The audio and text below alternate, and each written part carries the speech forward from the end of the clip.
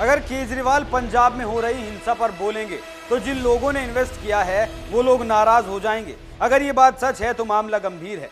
ये कहना है कुमार विश्वास का, आम आदमी पार्टी के संस्थापक सदस्यों में से एक और केजरीवाल के बेहद करीबी रहे कुमार विश्वास की राहें जब अलग हुई थी तो कुमार विश्वास ने कहा था कि केजरीवाल अलगाववाद का सहारा लेकर पंजाब को भारत से अलग करना चाहते हैं। इतना ही नहीं, और उस आजाद राज्य का पहला प्रधानमंत्री बनने का सपना भी केजरीवाल की आंखों में तैर रहा है।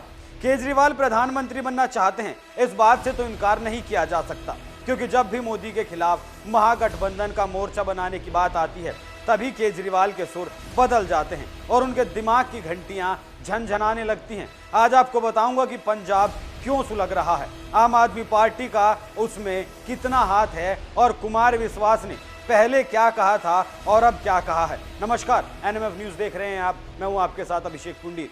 अमृतपाल के आतंक के बाद जब लवप्रीत तूफान की रिहाई हुई थी तो उस रिहाई के बाद अमृतसर में विजय जुलूस निकाला गया था। किसी बड़े नेता की तरह अमृतपाल हथियारबंद लोगों के बीच घिरा था और वो लोगों का अभिवादन स्वीकार कर रहा था। लेकिन सवाल ये है कि साल भर पहले दुबई से लौटा अमृतपाल आते ही वारिस पंजाब देश संगठन का मुखिया कैसे बन बैठा, जबकि दीप सिद्धू जिसने संगठन की नींव रखी थी वो अमृतपाल को पसंद नहीं करता था और ना ही दीप सिद्धू का परिवार अमृतपाल को पसंद करता है। लेकिन बावजूद इसके अमृतपाल आज पंजाब का वो नाम बन गया जिसकी चर्चा देश के दूर दराज के इलाकों में भी लगातार चल रही है। तो ऐसे में सूबे के मुख्यमंत्री कह चुके हैं कि अमृतपाल को पाकिस्तान से फंडिंग होती है, लेकिन खुद हाथ बांधे बैठे हैं और वजह भी यही है कि मान सरकार पर सवाल उठ रहे हैं और इन सवालों के बीच कुमार विश्वास की वो बात इस शोर को चीरकर बाहर निकलती है जो उन्होंने कही तो बहुत पहले थी लेकिन सोचने पर मजबूर कर दिया है। पहले आप सुनिए उस वक्त कुमार विश्वास ने क्या कहा था। कि वो स्टेट नहीं है, वो एक इमोशन है। मैं सदा कहता हूँ पंजाब कोई राज्य नहीं है, पंजाब एक भावना है, पंजाबियत एक भावना है पूरी दुनिया में। ऐसे में एक ऐसा आदमी जिसने एक समय में मुझे ये तक कहा था, जब मैंने उसको कहा कि ये जो फ्रिंज एलिमेंट है, जो अलगाववादी संगठन है, जो खालिस्तानी मूवमेंट से जुड़े हुए लोग हैं, इनका साथ मत ले पिछले चुनाव में। और उसने कहा था कि नहीं हो जाएगा, चिंता मत कर। और कैसे चीफ मिनिस्टर बनेगा तो उसने उसका फार्मूला भी बताया था कि ऐसे ऐसे भगवंत को और फुल्का जी को लड़वा दूंगा और मैं पहुंच जाऊंगा। और आज भी वो उसी पथ पे है, मानो मत मानो, और नहीं भी है तो वो पपेट बिठा लेगा, कोई कुछ कर लेगा वो कुछ काम। तो ऐसे में उसने मुझे इतनी भयानक बातें बोली जो कि सबको पता है, पंजाब में सबको पता है।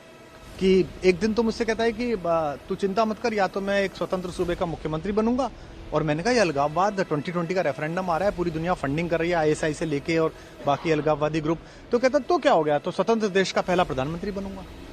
मतलब जिस आदमी के थॉट में इतनी ज्यादा अलगाववाद को लेके वो हो कि किसी भी कीमत पे बस मुझे सरकार मिले, सत्ता मिले। कुमार के इस बयान के बाद केजरीवाल का भी बयान आया था और उनका कहना था, ये कह रहे हैं कि केजरीवाल 10 साल से प्लान बना रहा है भारत के 2 टुकड़े करने का और उसमें से एक टुकड़े का वो प्रधानमंत्री बनना चाहता है। ये क्या है, ये यकीन करने वाली बात है क्या?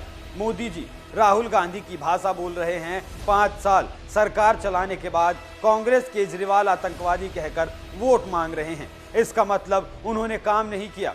कह रहे हैं कि केजरीवाल आतंकवादी है, देश तोड़ने का प्लान बना रहा है। क्या बकवास है। लेकिन गौर करने वाली बात यह भी है कि केजरीवाल कभी खालिस्तान के कृत्यों पर निंदा करते हुए नजर नहीं आते। तो ऐसे में क्या समझा जाए वो भी कुमार विश्वास के मुंह से ही सुनिए।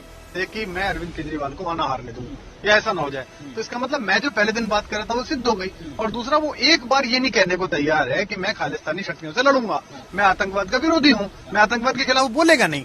क्योंकि बोलेगा तो जिन्होंने इन्वेस्ट किया है उसके अंदर वो नाराज हो जाएंगे, वो शक्तियां नाराज हो जाएंगी। तो मैं तो एक तरीके से एक कार्यक्रम के शूट में अचानक एएनआई ने मुझसे एक बात पूछी थी और अचानक हिंदू सिख विवाद में जो उसने बोलने की कोशिश की है, वहां बनिया हूं, हिंदू खतरे में है, उसमें मेरे पे गुस्से में एक लाइन निकल गई 52 सेकंड की और उसने इतनी रिएक्शन उनके लोगों ने दिखाई। तो इससे सिद्ध हो गया कि मैं जो कह रहा था वो सच था। अब अगले कुछ घंटों में, मैं तो चुनाव में न प्रत्याशी हूं, ना मैं किसी पार्टी में हूं, ना मैंने इस्तीफा दिया, ना मैं निकाला गया, ना तो मैंने दिया, ना उसकी औकात थी कि वो कैसे निकाल देता। हालांकि स्वराज वराज की तो उसने सब बत्ती लगा दी जो वो कहता था।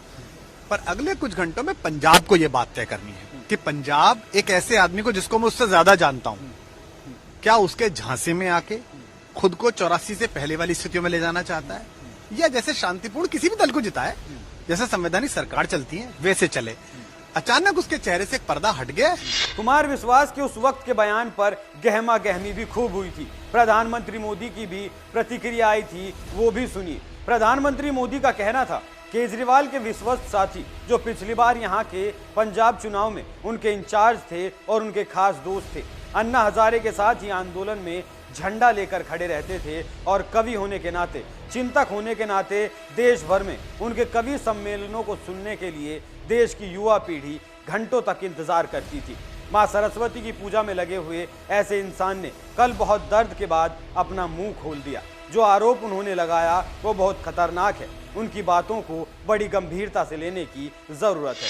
केजरीवाल की तरफ इशारा करते हुए प्रधानमंत्री बोले कि ये लोग पंजाब को तोड़ने का सपना पाले हुए हैं। ये लोग सत्ता के लिए अलगाववादियों से भी हाथ मिलाने को तैयार हैं। इन लोगों को सत्ता पाने के लिए देश भी तोड़ना पड़ेगा तो ये उसके लिए भी तैयार रहेंगे। इनका एजेंडा और देश के दुश्मनों का एजेंडा अलग ही नहीं है। यही कारण है कि ये सर्जिकल स्ट्राइक पर पाकिस्तान के सुर में सुर मिलाते हैं। इसलिए ही ये पंजाब में ड्रग्स का नेटवर्क बढ़ाना चाहते हैं। इसलिए ही ये बॉर्डर पर बीएसएफ के बढ़ते अधिकारों के खिलाफ आवाज उठाते हैं। यही इन लोगों का मंसूबा है, यही इनकी सोच है। अब इस मामले को समझने की कोशिश करते हैं। कुमार ने यह भी बताया कि पंजाब के पिछले चुनाव मतलब 2017 में केजरीवाल अपने घर में खालिस्तानी नेताओं के साथ बैठक करते हुए दिखाई देते थे, जिस पर कुमार ने आपत्ति जताई थी, लेकिन केजरीवाल अपने मद में चूर थे। इतना ही नहीं, कुमार विश्वास ने केजरीवाल को सीधी चेतावनी भी दी थी कि वो एक बार कह दें कि मैं खालिस्तान के खिलाफ हूं, वो एक बार कह दें कि मैं खालिस्तानियों को नहीं पनपने दूंगा। लेकिन केजरीवाल खालिस्तान के विरुद्ध मौन साध लेते हैं। इस बात पर जब गौर की जाती है तो पता चलता है कि केजरीवाल कभी खालिस्तानियों के खिलाफ बोलते नजर नहीं आते। आज खालिस्तान के समर्थकों को राज्य सरकार का कोई डर नहीं है। पंजाब में अपराध चरम पर है। दिन दहाड़े लोगों की हत्या कर देने के मामले लगातार सामने आते हैं। पिछले नवंबर में ही पंजाब के अमृतसर में हिंदू नेता सुधीर सूरी की सरेआम गोली मारकर हत्या कर देने का मामला भी सामने आया था। और ये मामले पंजाब की सत्ता बदलने के बाद शुरू हो जाते हैं। हिंदू नेता सुधीर सूरी को अमृतसर के गोपाल मंदिर के बाहर 5 गोलियां मारी गई थी। सुधीर सूरी पर AK-47 से वार किए गए थे। इस हमले में जो सबसे ज्यादा चौंकाने वाली बात थी वो ये थी कि सुधीर सूरी की हत्या पुलिस प्रोटेक्शन में हुई थी। इस पूरी घटना की जिम्मेदारी कनाडा में बैठे खालिस्तानी आतंकी लखबीर ने ली थी। आतंकी लखबीर पाकिस्तान में बैठे आतंकी हरमिंदर सिंह और रिंदा के साथ पंजाब में आतंकी नेटवर्क चलाता है। लखबीर ने सोशल मीडिया पर पोस्ट डालकर हत्या की जिम्मेदारी लेते हुए कहा था, सूरी की हत्या हमारे भाइयों ने की है। आतंकी ने आगे धमकाते हुए ये भी कहा था कि जो सिख कौम या किसी अन्य धर्म के बारे में बुरा बोलते हैं वो सभी तैयार रहें, सबकी बारी आएगी। सिक्योरिटी लेकर ये ना समझे कि वो बच जाएंगे, ये तो अभी शुरुआत है, हक लेना अभी बाकी है।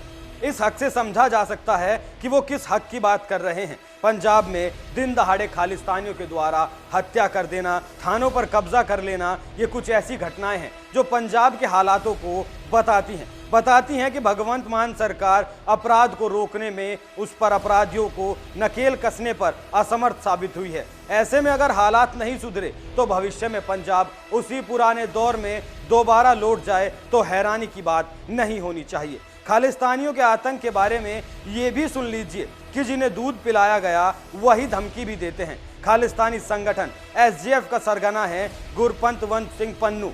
ये कनाडा में कहीं छिपा बैठा है और इसने 26 जनवरी को CM भगवंत मान को धमकी दी थी कि अगर मान ने गणतंत्र दिवस पर तिरंगा फहराया तो उन पर अटैक किया जाएगा। और अटैक कोई डराने के लिए तो करता नहीं, जाहिर सी बात है जान लेने के लिए ही किया जाता होगा। तो ऐसे में सोचने वाली बात यह है कि मान सरकार के आने के बाद से ही ये हमले क्यों बढ़े हैं। सवाल ये भी मुखर होकर सामने आता है कि सच में पंजाब केजरीवाल की राजनीतिक मंशाओं का शिकार तो नहीं हो रहा। देश को तोड़ने का मामला है, इसलिए बेहद गंभीर हो जाता है और मामलों को गंभीरता से ही सोचने की जरूरत है, क्योंकि बीते दिन हुई घटनाओं से कुमार विश्वास के आरोपों को बल मिलता दिखता है। आप इस खबर पर क्या राय रखते हैं, हमें कमेंट करके जरूर बताएं। नमस्कार।